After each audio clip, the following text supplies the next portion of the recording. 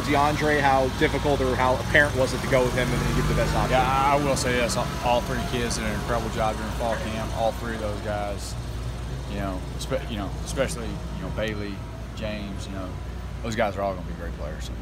So, really tough choice. It took all the time allotted. But that's number one rule of decision making is use all the time that you have. And, I just thought, or not I, but we thought as a staff, throughout fall camp, Deondre kind of had, the least amount of critical error.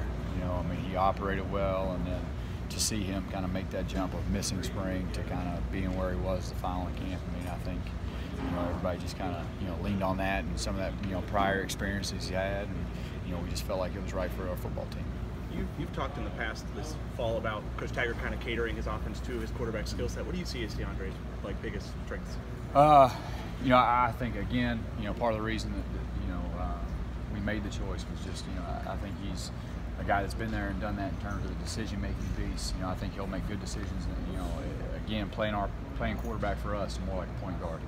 And so I think in the run perimeter, the run down the field throws, I think he'll do a great job making those decisions. And obviously he can push the ball down the field. That's one of the things that Coach Tag likes to do. We are aggressive. We are going to try to throw it over your head, and that's something that he does well. And he's got a really good feel too, especially for those 50-50 balls. I think that there isn't anything that he can't do. And again, it's just us catering to what he does best.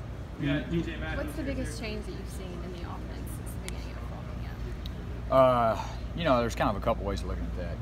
From spring to now, it's just a little bit more mastery. You feel so much better about how we get lined up, knowing what to do. I think in fall camp, again, it's been because we have so many young guys and people that haven't really played a whole lot. Just to see them grow from the issues that people really don't see, from alignment and assignment, and just really totally just kind of knowing what we want. You're not on ABCs anymore. You're kind of on DEFs and hopefully XYZs. And just to watch this group grow and kind of come together as a group, that's been the greatest.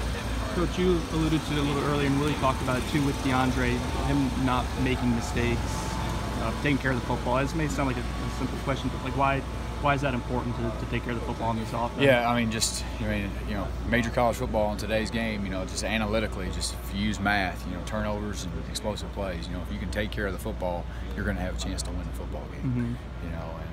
There's a 12, 15-year study that Greg Davis started when he was the OC at Texas that we've kind of kept going, at all the places that I've been. And when you win the turnover battle and the explosive play battle, you're winning 98.98. It's an astronomical number. And so if you can take care of the football, you got a chance to win.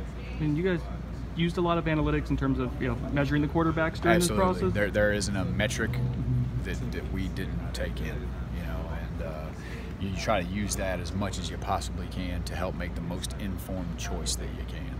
And then when it's close, that's when the gut aspect of it comes out. But yeah, every metric, every statistic, were their feet right, were their eyes right, was their decision making right, ball placement, how many times were you on the hands, you try to do everything you can to make the most informed choice that you can. There was a lot of oars on the depth chart when it came to wide receivers. It could be this guy or that guy or we this got a bunch of good ones. We got a bunch of guys that can play, and they all will probably fill a role and play, because the more guys we have that can play, the more depth will develop. The less likely you are that if an injury happens later in the year that you putting somebody out there that's unprepared because they haven't gotten reps. We got a lot of guys that are pretty good with the ball in their hands. We like to put them in situations to play to their strengths and make sure that number one, they're involved, and number two, that we're keeping as many people involved so our practices are better, our morale's better, and that we're really trying to make sure that everybody's aware. One of the only guys who didn't have an or was Keith Gavin. What have you seen from him this fall? He's had a really good fall camp. Obviously he's a big physical guy that can really run. He's a guy that also has done a nice job of winning those 50-50 balls, kind of what you'll hear me say on the rim. He's a guy that can, go win, against, corner in those jump ball situations. Done a really nice job catching the ball. I think as he continues to grow in terms of, system knowledge, and again, like kind of alluded to earlier, we're on DES right now. When he really gets to the XYZs and really knows and has a great feel for things as those reps happen, he'll just keep getting better and better. Coach, when you're going against a team like Virginia Tech that's lost so many players on defense, how do you kind of keep your guys from relaxing a little bit? I don't think there's going to be any relaxing. I mean, Coach Foster's coaching them. They're going to be really good. You know, I don't care who they put out there. It could be 11 me's, and I'm not very good, but somehow Coach Foster will have them ready to play. So he's a great football coach. There won't be any relaxing. They'll be good on defense regardless of who they put out there. So. What are you telling? Last one for Coach Bell. What are you telling your guys about their defense? How are you preparing? You know, having played against them 2 or 3 times, and then seeing them evolve, and really multiple up front. They're going to be in 4 down and 3 down in the stems and movements. On the back end, they're kind of going to base out of a open shell. But they do a little bit of everything. That's what makes them so hard to prepare for. Is you're going to see everything. And couple that with a lot of pre-snap movement and post-snap movement up front on the D-line. Just they're a difficult group to prepare for, to kind of really lock in on. Because he does a lot of different stuff. But as long as we do what we're supposed to do, take care of the football and eliminate pre-snap penalties, I think we'll be okay. All right.